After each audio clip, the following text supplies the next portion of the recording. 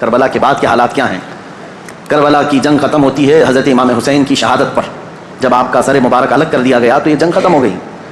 جشن منایا یزیدیوں نے، تقریباً 22,000 کا جو لشکر تھا اس میں کئی مرے بھی تھے، لیکن جلد بازی میں سارے جتنے بھی شہداء تھے سب کو ادھر ادھر بکھیر دیا گیا، لیکن چند سروں کو انہوں نے جمع کیا، خاص طور پر مولا امام حسین رضی اللہ تعالیٰ عنہ کا سر، کیونکہ دلیل کے طور پر انہیں یہ لے کر کے جانا تھا یزید کے دربار میں کہ دکھایا جائے کہ ہماری جنگ بھی ہوئی اور ہم نے کاٹ بھی دیا ہے، ختم کر دیا ہے. کبھی کبھار انسان حیوانیت کا شکار ہو جاتا ہے اور اتنا گرتا ہے کہ جانور بھی ایسا نہیں کرتے. اسی لیے امام غزالی کی وہ بات یاد رکھو کہ انسان کی 3 قسمیں ہیں، کبھی افضل ہو جائے تو فرشتوں سے بھی افضل بنتا ہے، اور کبھی نیچے گر جائے تو یہ جانوروں سے زیادہ ذلیل ہو جاتا ہے. جانور اپنی برادریوں میں سے کسی کا ایسا بہشکار یا ایسا قتل نہیں کرتے جیسا انسان انسانیت کا کرتا ہے، انسانوں کے ساتھ کرتا ہے. تو بہرحال جس نبی کا کلمہ پڑھتی تھی یہ جماعت، اس نبی کے اس نواسے کو جس کو رسول اللہ بے حد محبت کرتے تھے اور جس کے متعلق یہ فرمایا تھا کہ یہ جنتی جوانوں کا سردار ہے، اس کو کاٹ کر کے لے جا رہے ہیں، سر بھی لے کر کے جا رہے ہیں ساتھ میں. اور جب کربلا سے نکل کر کے یہ سب سے پہلے آئے تھے کوفہ کی سرزمین، یہیں تو امام حسین کو بلایا گیا تھا کہ آپ آ جائیے، یہاں سے آپ کو امیر المومنین منتخب کیا جائے گا. اسی کوفہ میں امام حسین کا سر لایا گیا تھا. کوفہ والوں پر اہل بیت اطہار کی طرف سے ایک غضب بھی ہے، اور آج دنیا میں دھوکے کے نام سے اگر کوئی چیز جانی جاتی ہے تو کوفہ، کسی کو اگر کہہ دیا جائے کہ کوفی ہے تو ایک محاورہ ہے، مسل بن گئی ہے کہ دھوکہ دینے والے کو کہتے ہیں، کیونکہ وہ دھوکے میں مشہور ہو گئے، بہت مشہور ہو گئے. تو کوفہ میں جب سر لایا گیا تو لوگوں کا ایک تانتا بن گیا دیکھنے کے لیے، اور عبید اللہ بن زیاد جو وہاں کا گورنر تھا اس کے پاس سر رکھا گیا تو اس نے اس کی بے حرمتی بھی کی، کہا حسین اگر تم یہاں نہ آتے تو تمہارے ساتھ یہ نہ ہوتا. اس وقت مسجد میں ایک بوڑھے صحابی بیٹھے ہوئے تھے. عبید اللہ بن زیاد امام حسین کو کیا کہہ رہا تھا کہ ختم ہو گیا جھوٹا شخص بھی اور جھوٹے کا بیٹا بھی، نعوذ باللہ. یہ سیدنا مولا علی کو بھی گالی تھی اور امام حسین کو بھی گالی تھی. صحابی رسول کو برداشت نہ ہوا، 80 سال کی عمر کے تھے، مسجد میں کھڑے ہو گئے، کہا وہ ابن مرجانہ، اس کی ماں کا نام مرجانہ تھا. اس کے باپ سے لوگ جب کسی کو عربی میں گالی دی جاتی تھی تو ماں کا نام لے کر کے کہتے کہ باپ کا پتہ ہی نہیں. وہ ابن مرجانہ کہ تو جس کے بارے میں کہہ رہا ہے وہ اس روئے زمین میں سب سے اعلیٰ، اس کا باپ سب سے اعلیٰ اور اس کا نانا سب سے اعلیٰ ہے جس حسین کے بارے میں تو کہہ رہا ہے. اور میں گواہی دیتا ہوں کوفہ والوں، یہ عبید اللہ بن زیاد کذاب ہے، دجال ہے اور دجال کا بیٹا ہے، کذاب ابن کذاب ہے. انہوں نے اپنا حق ادا کیا، بھری محفل میں بھی حق بات کھڑے ہو کر کہہ دینا. عبید اللہ بن زیاد نے اس بوڑھے صحابی کو اسی مجلس میں قتل کروا دیا، 80 سال کی عمر کے تھے. دیکھیں ہر زمانے میں حق بات کو ایکسیپٹ کرنے والے اور بڑھ چڑھ کر اعلان کرنے والے موجود رہیں گے، بزدل چاہے جتنے بھی بن جائیں، لیکن کوئی نہ کوئی مجلس میں رہے گا، کیونکہ اللہ کا دین ہے اور صبح قیامت تک اللہ حق بولنے والوں کو زندہ رکھے گا. پھر اس کے بعد یہ سر امام حسین کا دمشق لایا گیا جو ملک شام کی راجدھانی ہے. دمشق میں یزید کا تخت خلافت تھا، وہاں پہلے ہی سے لوگوں میں اعلان ہو گیا تھا کہ کربلا میں جو جنگ ہوئی اس میں لٹا ہوا قافلہ آ رہا ہے.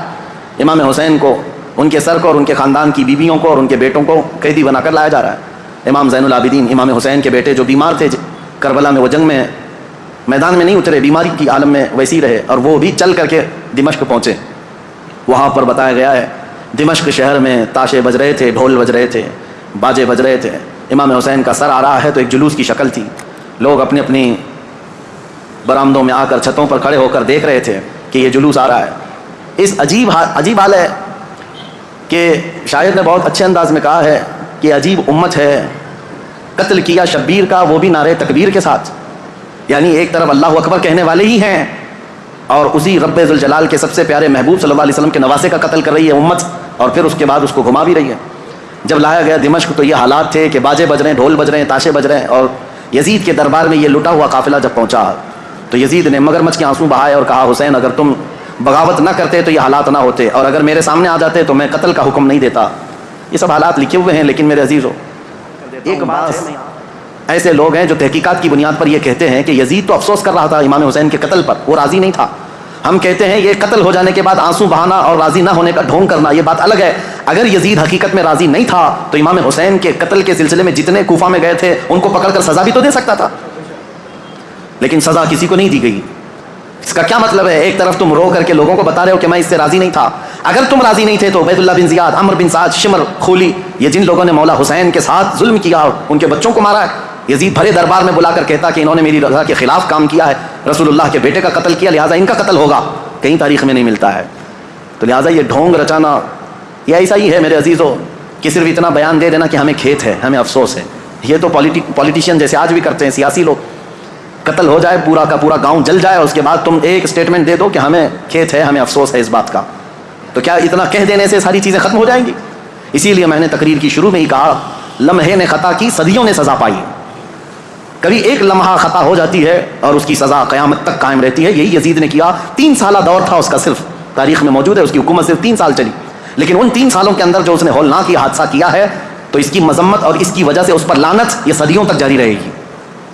امام حسین کا سر مبارک جب آیا وہاں پر تو عجیب حالات تھے. کچھ صحابہ بھی وہاں موجود تھے، انہوں نے یہ روایت بھی بیان کی. دمشق کے دربار میں جب امام حسین کا سر لایا گیا، اس وقت سیدہ زینب رضی اللہ تعالیٰ عنہ نے ایک خطبہ دیا تھا وہاں یزید کے دربار میں. پردے میں تھیں لیکن انہوں نے حالات بیان کیے تھے. وہ کرب ہے، وہ درد ہے ان کے خطبے میں. انہوں نے جھنجھوڑ رکھا تھا، حتیٰ کہ جو یزیدی دربار میں کھڑے تھے وہ بے اختیار رونے لگ گئے تھے. چاہے جیسا بھی پتھر دل ہو لیکن پگھل گیا تھا. تو یزید نے یہ دیکھا کہ ہمارے یہاں پر حالات خراب نہ ہو جائیں، اس نے یہ سارا نظام بند کروا دیا، لوگوں کو باہر کروا دیا. تو امام حسین کے سر کو بار بار وہ چھڑی لگا کر بات کرتا تھا. اور اس کے بعد تاریخ میں یہ موجود ہے کہ امام حسین رضی اللہ تعالیٰ عنہ کا سر مبارک، اس میں روایات میں اختلاف ہے. بعض نے کہا امام زین العابدین کے ساتھ مدینہ طیبہ لایا گیا، بعض میں شہر اسقلان میں رکھا گیا جو ملک شام کا ایک علاقہ ہے، تہخانے میں رکھا گیا تھا. اور تقریباً 450 سال کے بعد وہاں سے مصر لایا گیا قاہرہ میں. قاہرہ میں آج بھی امام حسین کا سر مبارک دفن ہے. جو وہاں کی تحقیقات ہیں وہ جہاں پر بھی ہے، لیکن ایک بات تو طے ہے، اللہ تبارک و تعالیٰ نے ان کے متعلق فرمایا ہے کہ ان کو مردہ نہ کہو، وہ جہاں ہیں زندہ ہیں، شہید ہیں. اب جب مدینہ یہ قافلہ آیا تو بڑا غمگین ماحول تھا پورے مدینے کا. مدینے والوں کو پہلے سے خبر تھی. حضرت سلمہ رضی اللہ تعالیٰ عنہ میرے آقا صلی اللہ علیہ وسلم کی ایک زوجہ ہیں، حضور کی بیوی. ایک مرتبہ حضور اکرم صلی اللہ تعالیٰ علیہ وسلم بیٹھے ہوئے تھے، اچانک آپ کی آنکھوں میں آنسو آئے. حضرت سلمہ نے پوچھا یا رسول اللہ صلی اللہ علیہ وسلم یہ آنسو کس بات کے؟ کہا کہ مجھے جبرائیل نے آ کر یہ خبر دی ہے کہ میرے اس لخت جگر فاطمہ کے بیٹے کو میری امت شہید کر دے گی، مار ڈالے گی. مجھے اس بات کا قلق ہے، دکھ ہے. اور جبرائیل نے ایک شیشی میں مجھے مٹی لا کر کے دی اس کربلا کے میدان کی، اور وہ حضرت سلمہ کو دے دیا. حضور نے کہا کہ یہ شیشی سنبھال کر کے رکھنا، جس دن دیکھنا کہ اس کی مٹی لال ہو گئی تو سمجھ لینا کہ میرا بیٹا شہید ہو گیا. تو حضرت سلمہ رضی اللہ تعالیٰ عنہ اس وقت موجود تھیں، باحیات تھیں، رسول اللہ صلی اللہ علیہ وسلم کی زوجہ. وہ کہتی ہیں کہ وہ شیشی میں نے رکھی تھی، اور جس دن یہ کربلا کا واقعہ پیش آیا اس دن انہوں نے خواب بھی دیکھا حضور صلی اللہ تعالیٰ علیہ وسلم کو کہ نبی کریم صلی اللہ تعالیٰ علیہ وسلم گرد و غبار جھاڑتے ہوئے اپنے لباس کو جھٹکتے ہوئے تشریف لا رہے ہیں.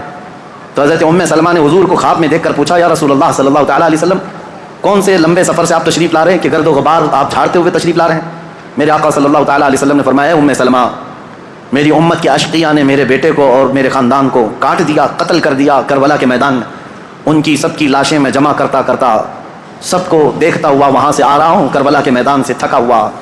حضرت سلمہ کہتی ہیں کہ میں گھبرا گئی، یہ خواب دیکھی تھی رات کو. صبح وہ جلدی اٹھتی ہیں، یہ عاشورہ کا دن تھا.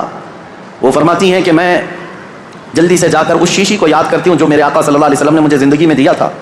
وہ ویسی سنبھالی رکھی ہوئی تھی. جا کر دیکھا تو اس شیشی کے اندر مٹی نہیں، پورا خون جمع تھا.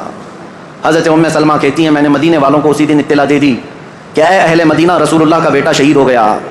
اس وقت کوئی ٹیلی گرام نہیں تھا اور نہ ہی کوئی ایسی تیز خبریں لانے والا انٹرنیٹ یا موبائل یا فون کا سسٹم تھا. مواصلات تو نہیں تھے. خبریں جو آتی تھی کوئی قاصد خبر لے کر کے آتا تب پتہ چلتا. وہ بھی خبریں کبھی 8 دن کے بعد 10 دن کے بعد پہنچتی تھی. لیکن مدینے والوں کو اسی دن خبر پہنچ گئی تھی کہ امام حسین کا قتل ہو گیا. یہ حضرت سلمہ نے خبر دی تھی. مدینے والوں نے آ کر کے پوچھا کہ یہ حالات ایسے ہو گئے. اس کے بعد پھر اس دن سے لے کر ہر دن مدینے والے انتظار، یہ خاندان اہل بیت کب یہ واپس مدینے آئیں گے. تو ملک شام سے وہ لوگ واپس جب مدینے آ رہے تھے تو پورا مدینہ باہر نکل گیا تھا. پورا مدینہ باہر نکل گیا تھا. اور وہاں پر جو بچی ہوئی عورتیں تھیں، سیدہ زینب اور امام حسین شہید کربلا کی 2 بیویاں جو بیوہ ہو گئیں، اور امام زین العابدین اور امام حسن کے 2 بیٹے، چھوٹا سا ایک قافلہ واپس مدینے آ رہا تھا. تو مدینے والے کہتے ہیں جیسے ہی وہ قافلہ مدینے کے اندر آیا تو لوگوں کی ایسی چیخیں بلند ہو گئیں. لوگ دیکھتے رہ گئے کیونکہ رسول اللہ کے گھر کے کچھ افراد مدینے میں ابھی بھی موجود تھے. حضرت بی بی سغرا اور امام حسین کی اور ایک بیوی یہاں پر موجود تھی. سب انتظار کرتے رہ گئے. اور جیسے ہی یہ لٹا ہوا قافلہ آیا تو مدینے والے کہتے ہیں ایک وہ دن تھا جب رسول پاک صلی اللہ تعالیٰ علیہ وسلم کی وفات ہوئی، اس دن مدینہ سب سے زیادہ رویا تھا. اور دوسرا یہ دن تھا جب امام حسین کا قافلہ، لٹا ہوا قافلہ مدینے میں داخل ہوا تھا تو مدینہ سب سے زیادہ رویا تھا. امام زین العابدین بیمار سجاد جیسے ہی مدینے میں داخل ہوئے سیدھے روضہ رسول پر حاضر ہوئے. اپنے اس قافلے کو لے کر روضہ رسول پر حاضر ہوئے. لوگ دھاڑے مار مار کر روتے تھے. امام زین العابدین کربلا کی پوری داستان رسول اللہ کو سنا رہے تھے کھڑے ہو کر. کہہ رہے تھے یا اللہ کے رسول، نبی محترم، نبی محتشم، آپ کے اس لاڈلے نواسے کو جو آپ کے کندھوں پر بیٹھ کر سواری کرتا تھا، آپ کا وہ لاڈلا نواسا جو آپ سجدے میں جائیں تو پیٹھ پر سوار ہو جاتا تھا، اس لاڈلے نواسے کو اشقیاء کی جماعت نے بغیر پانی دیے بغیر کھانا دیے ذبح کر دیا. اے اللہ کے رسول ہم نے اپنی آنکھوں سے دیکھا ہے آپ کے اہل بیت اطہار میں سے 6 ماہ کے علی اصغر کو بھی انہوں نے تیروں سے چھلنی کر دیا. آپ کے گھر کے ہر جوان بچے کو گھوڑوں پر سے دوڑا کر کے ان کی لاشوں کی بے حرمتی کر دی. جب امام زین العابدین رو رو کر کے یہ بیان کرتے تو مدینہ جتنے لوگ تھے مدینے کے وہاں موجود سب چیخیں بلند ہو گئی. کئی لوگ تو وہاں غش کھا کر گر گئے تھے اس غم کی داستان پر. اس کے بعد امام زین العابدین جب تک زندہ رہے کبھی ان کو کسی نے ہنستے ہوئے نہیں دیکھا, کبھی مسکراتے ہوئے نہیں دیکھا. بعض روایتیں بتاتی ہیں کہ امام زین العابدین رضی اللہ تعالیٰ عنہ کو لوگ ہنسانے کی کوشش کرتے ہیں, کہتے ہیں کہ وہ حالات ہو گئے ختم, اب تو آپ معمول کے حالات پر آ جائیں. آپ یہی فرماتے کہ جس کے سامنے اس کے گھر کے سارے افراد کو 3 دن کی پیاس اور بھوک کے بعد ٹکڑے ٹکڑے کر دیے گئے ہوں اور تم اس شخص سے ہنسنے کی امید رکھتے ہو, اس سے مسکرانے کی امید رکھتے ہو. امام زین العابدین کو کبھی کسی نے مسکراتے نہیں دیکھا. کبھی وہ کسی قصاب کی دکان کے پاس سے گزرتے تو روتے کھڑے ہو جاتے ہیں. قصاب دکانوں پر جیسے امام زین العابدین آتے گوشت پر چادر اڑا دیتے تھے اور لوگ یہ کہتے کہ وہ کچا گوشت دیکھتے ہیں تو رو پڑتے ہیں کہ میرے گھر کے خاندان کے سارے افراد کا گوشت اسی طرح سے بکھرا ہوا تھا. وہ کسی ذبح کرتے ہوئے جانور کو دیکھتے تو رو پڑتے تھے, ان کی آنکھوں سے آنسو نکل آتے اور یہی کہتے ہیں کہ لوگ تو جانوروں کو پانی پلا کر ذبح کرتے ہیں, میرے باپ کو لوگوں نے 3 دن کی پیاس کے بعد ذبح کیا تھا. تو ان کے غم کے برابر تو میں سمجھتا ہوں دنیا کا غم ہی نہیں ہے امام زین العابدین کا. لیکن میرے عزیزو قرآن کی آیت بالکل برحق ہے. میرا مولا فرماتا ہے وَمَا اللَّهُ بِغَافِلٍ عَمَّا يَعْمَلُ الظَّالِمُونَ, اللہ ظالموں کے کام سے غافل نہیں ہے, بے خبر نہیں ہے. ہر ظالم اپنے انجام کو پہنچے گا ضرور. حالات کروٹ لیتے ہیں. یزید کا دور حکومت ختم ہو گیا. اس کے بعد یزید کا بیٹا معاویہ تخت نشین ہوا. 6 مہینے صرف خلافت چلی, اس کے بعد یہ خاندان کی وراثت ہی ختم ہو گئی. معاویہ کے بعد یعنی یزید کا بیٹا جو معاویہ تھا اس کے بعد پھر اس خاندان میں خلافت ہی ختم ہو گئی. مروان کی حکومت چلی, مروان کے بیٹوں کی حکومت چلی. لیکن اس اثنا میں ایک شخص مختار ثقفی نام سے کوفہ کی سرزمین سے ابھرتا ہوا ایک نوجوان نکلا. وہ اہل بیت کا جانثار تھا, محب تھا, چاہنے والا تھا. وہ کوفہ کی ساری طاقت و قوت کو اس نے جمع کر لیا اور اسی دن سے اس نے طے کیا کہ رسول اللہ کے خاندان کے ساتھ جو ہوا ہے میں اس کا بدلہ لے کر کے رہوں گا, میں کفارہ ادا کروں گا. تھا تو کوفہ کا رہنے والا اور اس نے اپنی پوری مجتمع طاقت کو لے کر وہاں کی سارے لوگوں کو جمع کر لیا. اس کے بعد پھر ایک ایک بعد دیگرے لوگوں کو ڈھونڈنا شروع کیا. اور جو تاریخ ہے میرے عزیزو, اس نے پیچھا کیا سب سے پہلے اس شمر کا جس نے امام حسین کی گردن الگ کی تھی. اور ایک لمبا واقعہ ہے, میں مختصراً یہ بتاتا ہوں. وہ شمر چھپتا چھپاتا کوفہ چھوڑ دیا, جا کر کے ایک کھیتی میں رہنے لگا اور اس کے بعد پھر وہاں سے بھی چھپ کر کے کسی کسان کے ساتھ رہتا تھا. لیکن مختار ثقفی نے قسم کھا لی تھی کہ ہر اس شخص کو میں قتل کروں گا جو کوفہ سے نکل کر کربلا کے میدان میں امام حسین کے مقابل میں گیا تھا. اور جتنے گئے ہوئے تھے ان کو چن چن کر کے وہ قتل کرتا گیا, مارتا گیا. اور اس کے بعد پھر شمر مل گیا, اس کو اس نے اتنی بری طرح سے قتل کیا کہ اس کے ٹکڑے بھی کھیر دیے. اور اس کے بعد کتوں کو کے سامنے اس کے ٹکڑوں کو ڈال دیا جو امام حسین کا قاتل تھا. پھر خولی بن یزید تھا ایک شخص, اور ایک شخص تھا جو امام حسین کے جسم اقدس پر پیر رکھ کر کے ان کو گرایا تھا. وہ تو پہلے ہی مر گیا. تو مختار ثقفی نے کہا کسی بھی کوفی کو مرنے کا بھی حق نہیں ہے بغیر سزا لیے ہوئے. اس نے اس کی قبر کھدوا دی اور اس کے بعد اس کی لاش کو جلوا دیا. کہا یہ عبرت ہے لوگوں کے لیے. اور اس کے بعد عبید اللہ بن زیاد جو گورنر تھا, اس کی جنگ ہو گئی ابراہیم ایک اور گورنر بصرہ کے گورنر کے ساتھ, اور وہ حاوی ہو گیا. عبید اللہ بن زیاد کی فوج ماری گئی تو مختار ثقفی گیا اور کہا کہ یہ شخص میرے حوالے کرو. یہی ہے پورے کربلا کی داستان کا اصل مجرم. کوفہ کا گورنر بن کر کے آیا, امام مسلم کو قتل کیا, ہانی بن عروہ کو قتل کیا, اور اسی نے بھیجا تھا کربلا میں. پھر عبید اللہ بن زیاد کو اس نے گرفتار کر کے چوراہے پر کھڑا کیا, اور اس کے بعد اس کے ساتھ بھی وہی حشر ہوا میرے عزیزوں جس کو بیان نہیں کیا جا سکتا. کہ وہ موت مانگتا تھا لیکن کوئی اس کو وہاں پر مکمل قتل کرنا بھی نہیں چاہتا تھا. اور مختار ثقفی اس کی انگلی کاٹتا اور اس کے بعد کہتا کہ درد کیسا لگتا ہے. کبھی اس کا کان کاٹتا اور کہتا درد کیسا لگتا ہے. تو نے رسول اللہ کے چھوٹے چھوٹے بچوں کو قتل کیا, آج تیری انگلی کٹنے پر تو گوارا نہیں کر پاتا, برداشت نہیں کر پاتا. اس حسین ابن علی نے کیسے گوارا کیا ہوگا جب 6 مہینے کے بچے کی گردن میں تم نے تیر ڈال دیا تھا. کئی دنوں کی اس مشقت کے بعد عبید اللہ بن زیاد کو بھی قتل کر دیا گیا, ختم ہو گئے. اور جتنے گئے ہوئے تھے عمرو بن سعد سب مارے گئے, ایک بھی نہیں بچا. یہاں تک کہ یہ سلسلہ تقریباً 3 یا 4 سال تک چلا. مختار ثقفی کو جتنے لوگوں کی لسٹ تھی اس نے ایک بندے کو بھی نہیں چھوڑا. اسی لیے یہ تاریخ میں بات رقم ہے کہ کربلا کے میدان میں جتنے بھی مقابل میں آئے تھے عبید اللہ بن زیاد کی اگوائی میں آنے والی یہ پوری جماعت 22,000 کی, ان میں سے ایک شخص بھی نہیں بچا. اور تاریخ میں ساتھ یہ بھی لکھا گیا ہے ان میں سے کسی ایک کی نسل بھی نہیں چلی, کسی ایک کی نسل بھی نہیں چلی. اب یہاں دیکھیے تاریخ کا کیسا عجیب منظر ہے. 22,000 ختم ہو گئے 4 سال کے اندر اور نسل بھی نہیں چلی. اور امام حسین کے ٹکڑے کر دیے گئے لیکن نسل 14 صدیوں سے اب بھی چل رہی ہے, اب بھی چل رہی ہے. حسینی سادات ہر جگہ موجود ہیں میرے عزیزو. اسی لیے میرا رب تعالیٰ فرماتا ہے اللہ تعالیٰ ظالموں کے کام سے بے خبر نہیں ہے. اور جب اللہ انتقام لیتا ہے تو پھر تمہاری نسلیں بھی ختم ہو جاتی ہیں. اسی لیے ہمیشہ اس بات کا خیال رکھیں کہ ہم سے ہونے والی خطائیں غلطیاں اگر اس کا تعلق اللہ کی کسی محبوب بندے سے ہے تو پھر قیامت تک تم پر لعنت برسائی جائے گی. کبھی ہرگز ایسا کام ہونے نہ پائے کہ تم سے زیادتی ہو گئی ہو اور وہ بھی کسی اللہ والے کے ساتھ, ورنہ اللہ انتقام لے گا, اللہ انتقام لے گا. آپ یہ مت سمجھ کر کے چلیں کہ صرف ایک کربلا ہو گیا اور ایک یزید تھا ایک حسین تھے اور پھر معاملہ نہیں. ہر دور میں یہ معاملات ہوتے ہیں.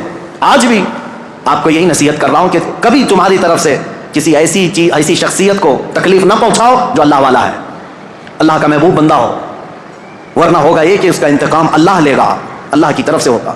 ایک مشہور بزرگ ہیں وہ حضرت شیبہ, مجذوب بزرگ تھے, بیٹھے رہتے تھے بازار میں اور ایک بڑے سیٹھ آدمی نے اپنی بیوی کو شاپنگ کے لیے لایا اور اس کے بعد وہ اس کی عورت کو عمدہ لباس پہنا کر کے بازار میں چل رہا تھا. یہ جو حضرت شیبہ ہیں بزرگ ہیں, ان کا پیر کیچڑ میں ایسے گر گیا تو کیچڑ اچھل کر کے بیگم کی لباس پر کیچڑ آ گیا. تو سیٹھ کو بڑا غصہ آ گیا کہ میری بیگم کے نئے نئے کپڑے جو ہے کیچڑ میں خراب ہو گئے اور یہ بوڑھا شخص اس نے ایسا کیا. تو آیا زوردار 2 تماچے لگا دیا اس بزرگ کو, حضرت شیبہ کو. پاگل دیوانہ کہیں کا, نظر نہیں آتا, کیچڑ میں پیر ڈال دیا, میری بیگم کے مہنگے لباس کو تو نے گندا کر دیا. اس بزرگ نے کچھ نہیں کہا, بابا معاف کر دو, غلطی سے میرا قدم گر گیا. کہا کیسی غلطی؟ دامن پکڑ کر کے کھینچنے لگا. بیگم آئی اور کہا چھوڑ دو, یہ اللہ والے ہیں, ان کے بارے میں لوگ جانتے ہیں. کہا کہاں کا اللہ والا, کیسا اللہ والا؟ اس کو دکھاوا تھا, اس سیٹھ کو اپنی بیگم کے سامنے اپنی پہلوانی دکھانی تھی, مارا توڑا سب کیا, گھر گیا.